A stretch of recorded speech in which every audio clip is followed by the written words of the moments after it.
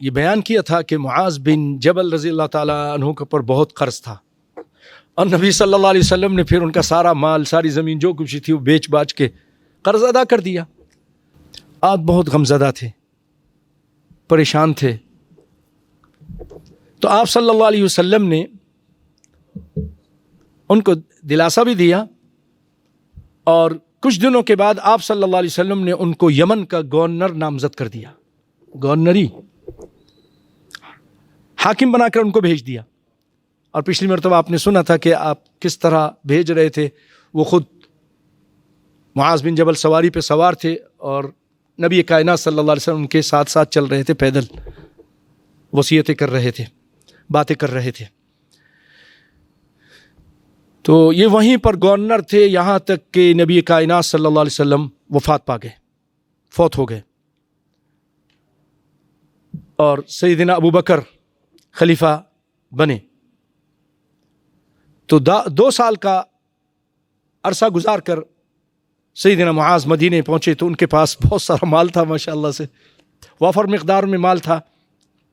سیدنا عمر نے جب یہ دیکھا، آپ کو پتہ ہے کہ وہ اللہ کے دین میں بڑے سخت، حدیث بیان کی تھی، تو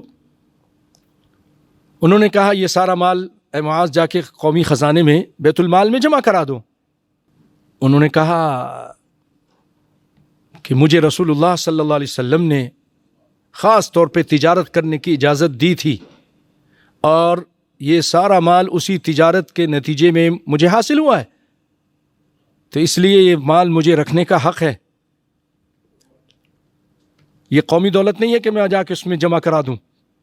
ان کو پہلے جو ہے نا کہتے ہیں نا کہ ڈسا ہوا، تو پہلے سے ان کو تکلیف پہنچ چکی تھی لوگوں سے، قرضہ بہت تھا، تو اس لیے کہا میں نہیں کراؤں گا یہ۔ تو ابو بکر کے پاس گئے، سیدنا عمر ابو بکر رضی اللہ تعالیٰ عنہ کے پاس گئے کہ یہ معاذ کے پاس یہ مال ہے اتنا، ان سے کہیں جمع کرا دیں۔ سیدنا ابو بکر کی عظمت دیکھیے، کہنے لگے عمر یہ میرے علم میں ہے کہ رسول اللہ صلی اللہ علیہ وسلم نے معاذ بن جبل کو یمن کا گورنر بنایا، اور قیام کے دوران ان کو خاص طور پہ اجازت دی تھی کہ تم وہاں تجارت کرنا، تجارت کی اجازت دی تھی، اور کیونکہ ان کی پوری جائیداد جو ہے نا وہ قرض کی ادائیگی میں بٹ گئی تھی، ختم ہو گئی تھی، اس لیے آپ نے ان کی برکت کے لیے دعا بھی مانگی تھی، جس کے نتیجے میں اللہ تعالیٰ نے یہ برکت ان کو دی ہے، یہ مال ان کا ہے، تو اب میں انہیں کیوں محروم کروں؟ میں نہیں لوں گا یہ مال۔ ابو بکر رضی اللہ تعالیٰ عنہ ان کی حمایت میں کھڑے ہو گئے۔ اب اللہ کا کرنا کیا ہوا، رات کو جب سوئے تو رات کو خواب میں انہوں نے دیکھا یہ پانی میں غرق ہو رہے ہیں، تو ان کو بڑی فکر لاحق ہوئی کہ یا اللہ یہ میرے ساتھ کیا ہو رہا ہے۔ تو اس کی تعبیر پر غور کرتے رہے، اور اسی نتیجے پہ پہنچے کہ یہ مال مجھے بیت المال میں جمع کرا دینا چاہیے۔ سارا مال لا کر سیدنا ابو بکر کی قدموں میں رکھ دیا کہ اس کو بیت المال میں لے لیجئے۔ تو انہوں نے ارشاد فرمایا کہ میں یہ تمہارا مال نہیں لوں گا، یہ مال تم اپنے استعمال میں لاؤ، شرعی حق ہے تمہارا، میں اس میں سے کچھ بھی نہیں لوں گا۔ کیا عظمت تھی ابو بکر رضی اللہ تعالیٰ عنہ کی۔ سیدنا عمر یہ سب دیکھ رہے تھے، اور یہ بھی کہا کہ نبی صلی اللہ علیہ وسلم کی دعاؤں کے نتیجے میں تم کو یہ ملا ہے۔